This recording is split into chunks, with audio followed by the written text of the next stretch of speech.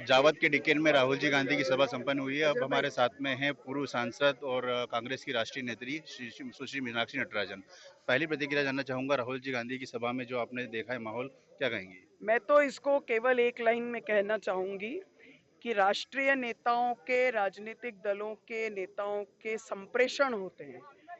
इतनी हजारों की जब संख्या होती है लोगों की, लेकिन आम सभा में संवाद शैली में बातचीत का इतिहास आज बना है, और ये इसके लिए डीकेन की सभा हमेशा जानी जाएगी। मोदी जी जब आए थे उन्होंने 500 उद्योग का जिक्र करा और यहाँ पर राहुल जी गांधी ने उस पर कटाक्ष करा है।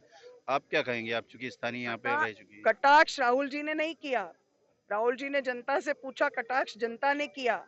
क्योंकि सब लोगों के सामने है कि 500 उद्योग तो क्या 5 से 10 उद्योग भी गिनवा देते तो हमें बहुत खुशी होती, हम उसका उनको क्रेडिट देते।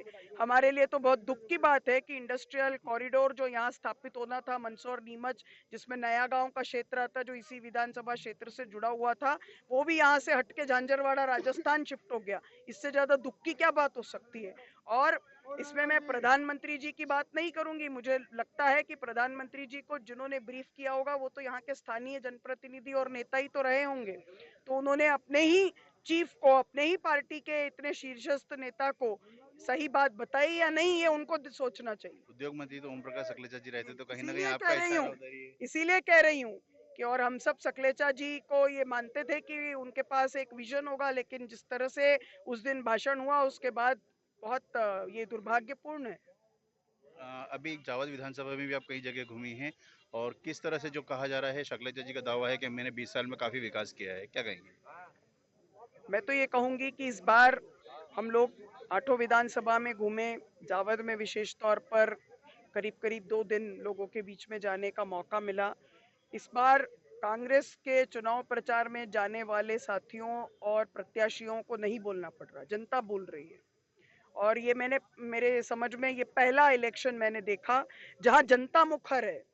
हम नहीं बोल रहे हैं जितना जितना कि वो बोल रहे हैं, जितना कि वो जान रहे हैं कि क्या हो रहा है, और आश्चर्यजनक परिणाम आएंगे। सकलेचा जी की तरफ से केवल एक ही मुद्दा जो है बार बार दोहराया जा रहा है कि समंदर जी पटेल बाहरी नेता है। देश के संविधान ने हमें ये छूट दी है कि हम कहीं के भी निवासी हों, हम चुनाव देश भर में कहीं से भी लड़ सकते हैं, पहली बात। तो जो भी समंदर भाई हों या कोई भी हो, वो देश के संविधान के दायरे के भीतर रहकर ये चुनाव लड़ रहे हैं, उससे बाहर जाकर के चुनाव नहीं लड़ रहे हैं। दूसरी बात, समंदर भाई तो यहाँ से पिछली बार भी निर्दलीय उम्मीदवार के तौर पर चुनाव लड़ चुके हैं। और मैं ये मानती हूँ कि लोग आकलन इस बात का करेंगे कि आपका इतने साल का जो आपको समय दिया गया था उसमें आपने क्या योगदान इस क्षेत्र के विकास के लिए दिया, और जब एक नया नौजवान उम्मीदवार सामने आया है वो क्या उम्मीदें लेकर आया है, मूल्यांकन इसका होगा। कह सकते हैं कि जो लोग बाहरी बोल रहे हैं कहीं ना कहीं भारत के संविधान का जो है अपमान कर रहे हैं। मैं ये बोलूंगी कि उनको मैं कहूंगी कि भारत के संविधान का एक बार अध्ययन करें। एक आखिरी सवाल, केवल अब 4 दिन बचे हैं मतदान को लेकर, किस तरह का उत्साह है और किस तरह की तैयारियां हैं?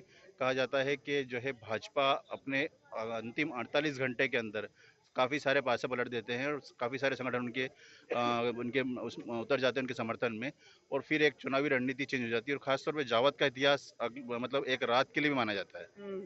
लेकिन आपको मैं ये कहना चाहती हूँ कि लोकतंत्र की ताकत यही होती है कि कितना भी धन बल हो और बाहुबल हो, जब जनबल साथ में आ जाता है तो उससे बड़ी कोई ताकत नहीं होती, और परिणाम 3 तारीख को हमें हमारे सामने होंगे। काफ़ी आश्वस्त दिखे हमारे साथ में थी सुश्री मीनाक्षी नटराजन। बने रहिए अपना नीमच के साथ।